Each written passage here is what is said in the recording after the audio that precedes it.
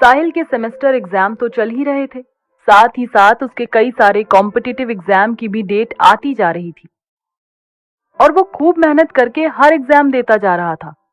इधर सौम्या और वैशाली भी अपने सेमेस्टर एग्जाम अच्छे से कर रही थी।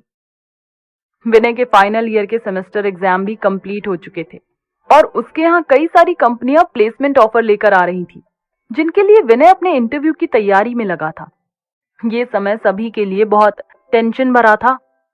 आगे क्या होने वाला है, किसका फ्यूचर क्या होगा, सब कुछ इस एक महीने में तय होना था। जून का महीना खत्म होते होते साहिल ने कई सारे एग्जाम दे डाले थे, जिसमें एसएससी का एग्जाम, बैंक का एग्जाम, रेलवेज का भी और कई गवर्नमेंट जॉब्स के रिक्वायरमेंट एग्जाम शामिल थे। सेमेस्टर एग्जाम के बाद जहां सौम्या और वैशाली फ्री हो चुकी थी, वहीं विनय और साहिल अभी भी अपनी जॉब के लिए मेहनत करने में लगे थे।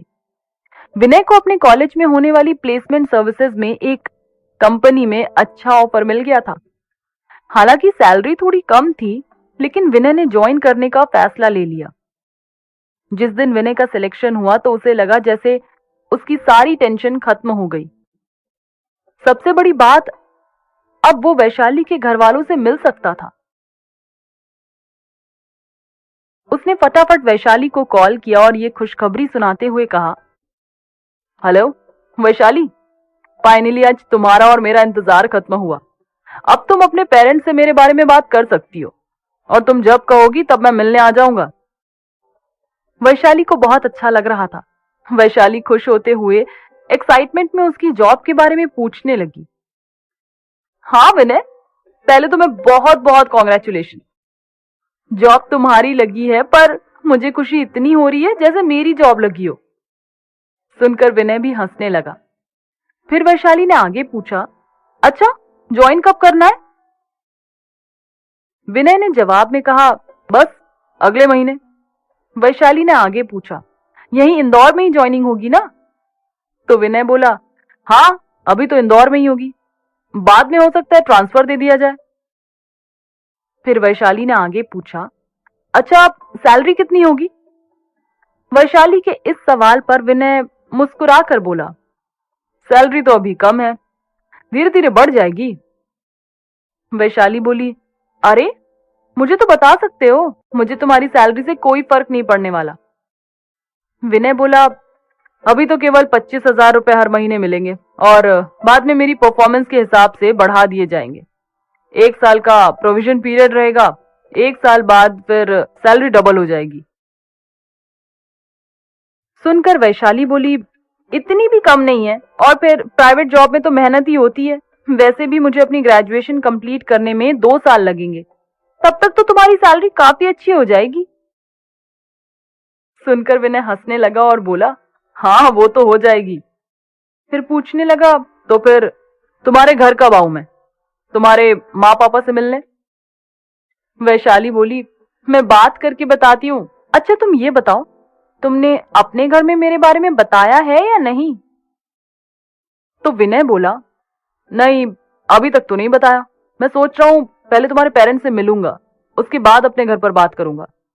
वैसे मेरे घर पर इतनी कोई टेंशन नहीं है, मेरे घर वाले तो मेरी हर बात में तैयार हो जाएंगे, इसलिए पहले तुम्हारे घर वालों से ही मिल लिया जाए, तब मैं अपने घर पर बात करूं।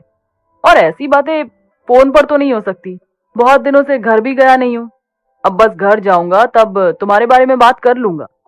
उससे पहले सोच रहा हूं तुम्हारे घर वालों से मिल ही लूं। वैशाली बोली, निखिल से तो मिल ही चुके हो, बस मम्मी पापा ही तो हैं अब मिलने को। मम्मी पापा ने तुम्हें देखा हुआ भी है, मैं उनको बता दूंगी तुम्हारे बारे में।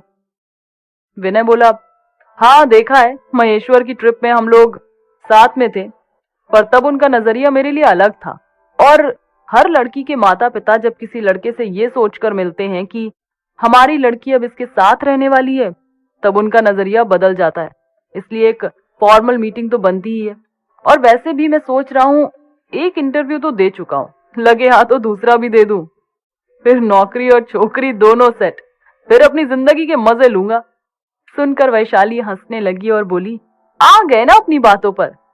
अच्छा ठीक है, जल्दी ही तुम्हारी इंटरव्यू की डेट फिक्स करवाती हूँ। हंसते हुए वैशाली ने जवाब दिया। इधर वैशाली और विनय अपनी ही प्लानिंग में लगे हुए थे। उधर सौम्या और साहिल साहिल के रिजल्ट के इंतजार में थे।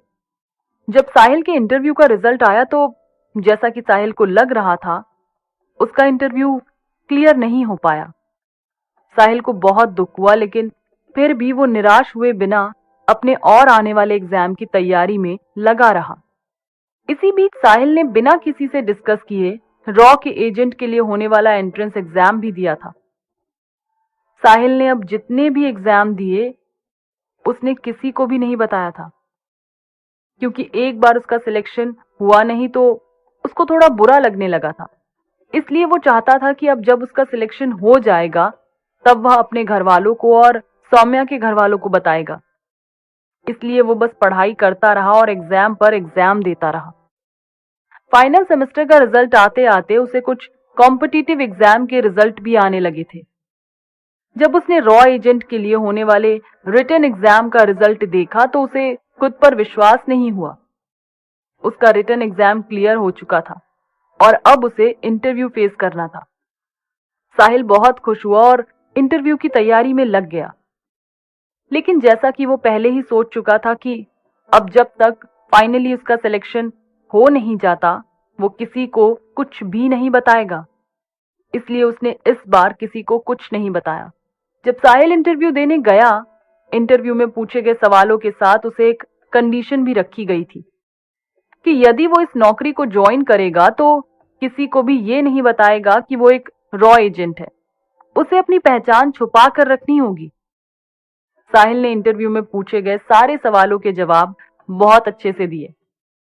उसे ये जॉब थोड़ी चैलेंजिंग लग रही थी, इसलिए उसने बिना सोचे समझे उनकी ये शर्त मान ली।